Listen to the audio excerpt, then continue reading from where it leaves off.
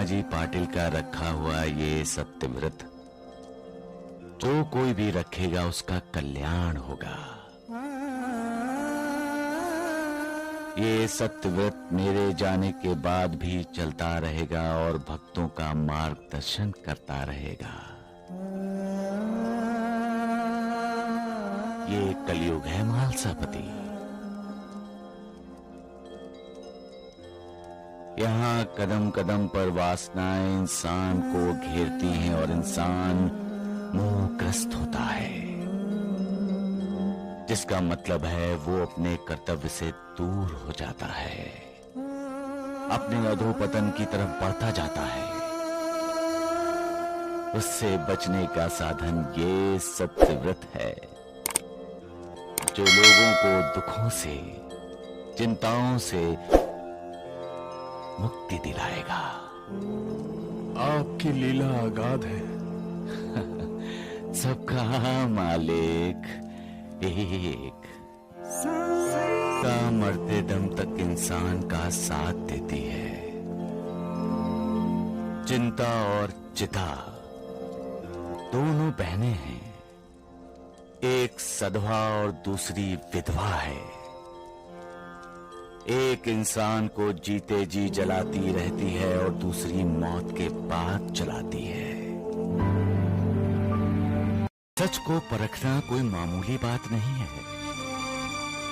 जो हमेशा झूठ का सहारा लेता है, झूठ बोलता है, झूठ की राह पर चलता है, वो इंसान सच को कैसे पहचान सकता है? ऐसे इंसान के सामने सच आ भी जाए तब भी वो सच को सच मानने के लिए तैयार नहीं होता। उसे सच भी झूठ लगता है। सच एक शक्ति है, एक अग्नि है, मालिक का तेज है, ओज है। सच की राह पर चलना एक कठोर तपस्या है। जो लोग ऐसी तपस्या करते हैं वो ही सच को स्वीकार कर सकते हैं। एक बार जो सच को जान लेता है, उसकी महिमा का अनुभव कर लेता है, वो फिर झूठ का साथ कभी नहीं देता, क्योंकि वो जान जाता है कि सच का साथ देने का मतलब है मन की शांति, सुख, चैन का अनुभव करना। सबका मालिक एक। मालिक को ना मानने का मतलब है मालिक को चुनौती देना,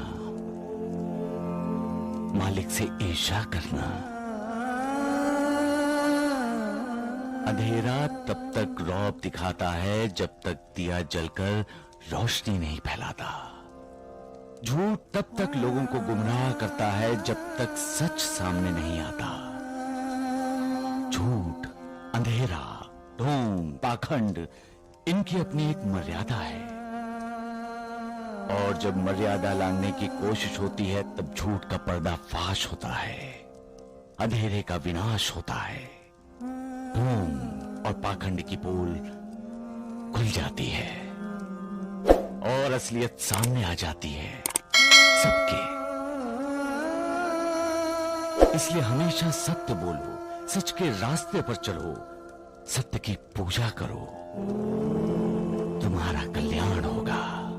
का मालिक एक है और मालिक सबको खुश रखना चाहता है।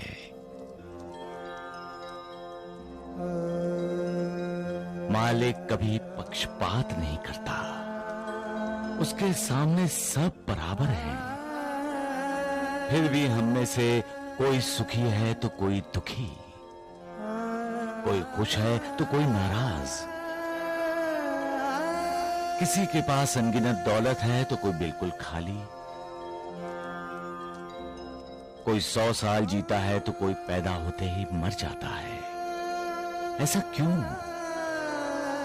ये पूर्व जन्म के फल हैं, कर्मों के फल। अच्छा सोचोगे अच्छा व्यवहार करोगे, अच्छे कर्म करोगे, तो किसी भी खतरे का डर नहीं रहेगा, क्योंकि वो मालिक तुम्हारे साथ होगा और वो तुम्हारी रक्षा करेगा। सबका मालिक एक। बुरे कर्म का फल इंसान को भोगना ही पड़ता है। फल भोगने के बाद ही इंसान अपनी नई जिंदगी की शुरुआत नए सिरे से कर सकता है। वो बुद्धिमान है जो बुरे कर्म का बुरा नतीजा जानकर बुरे काम नहीं करता। साईनाथ, आपके भक्तों को ऐसे कर्मफल से मुक्ति मिलती है? कैसे मिल सकती है मुक्ति महालसापति?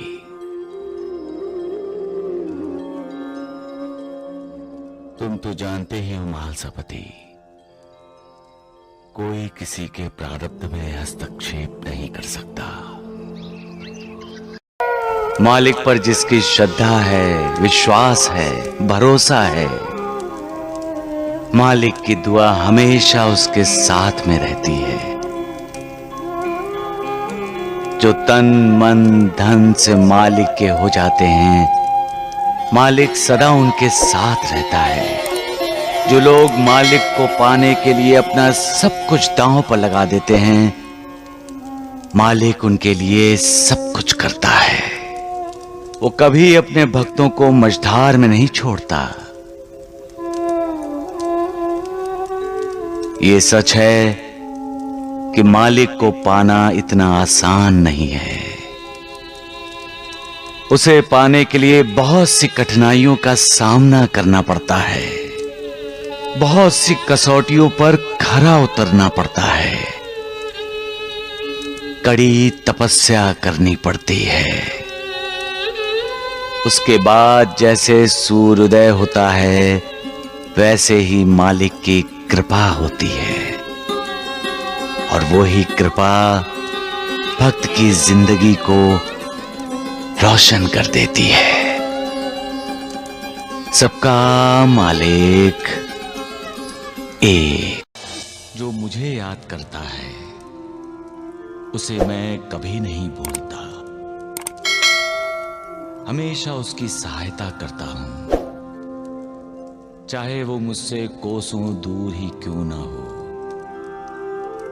मैं किसी भी रूप में अपने भक्तों के पास पहुंच जाता हूं। सद्गुरु के बिना कोई अपनी मंजिल हासिल नहीं कर सकता, क्योंकि सद्गुरु मार्गदर्शक है।